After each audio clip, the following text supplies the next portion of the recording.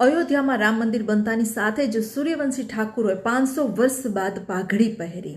એટલું જ નહીં પરંતુ 500 વર્ષ બાદ રામ ભગવાન તેમના નિજ મંદિરમાં પ્રવેશ કર્યો હતો. ત્યારે સૂર્યવંશી ઠાકુરોએ 500 વર્ષ બાદ પાઘડી પહેરી અને 500 વર્ષ બાદ તેમણે ચામડાના ચપ્પલ પહેર્યા. ત્યાં સુધી તેઓ પાઘડી ન હતા પહેરતા કે ચામડાના ચપ્પલ પણ પહેરતા ન હતા. આ ઘટના પાછળનો એક રસપ્રદ ઇતિહાસ છે.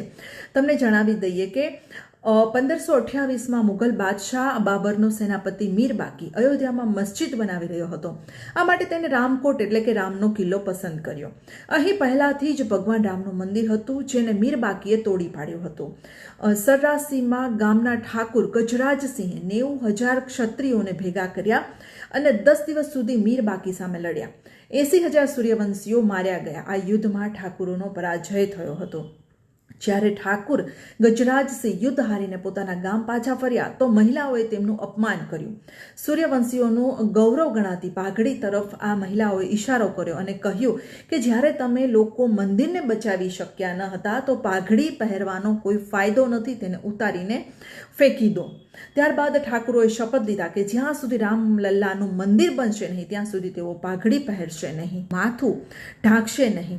500 વર્ષ વીતી ગયા. સૂર્યવંશી ઠાકુરોના 126 ગામોમાં કોઈએ પાઘડી પહેરી ન હતી. 8 પેઢીઓએ આ વાર્તા સાંભળીને પસાર થઈ ગઈ. પોતાના પૂર્વજોની શપથ પાડી હવે 9મી પેઢીએ રામ મંદિરનું નિર્માણ જોઈ રહી છે. ત્યારે આ 9મી પેઢીએ ગઈકાલે પાઘડી પહેરી હતી અને ચામડાના ચપ્પલ પહેર્યા હતા. તો આ ઘટના પાછળનો આ હતો રસપ્રદ ઇતિહાસ.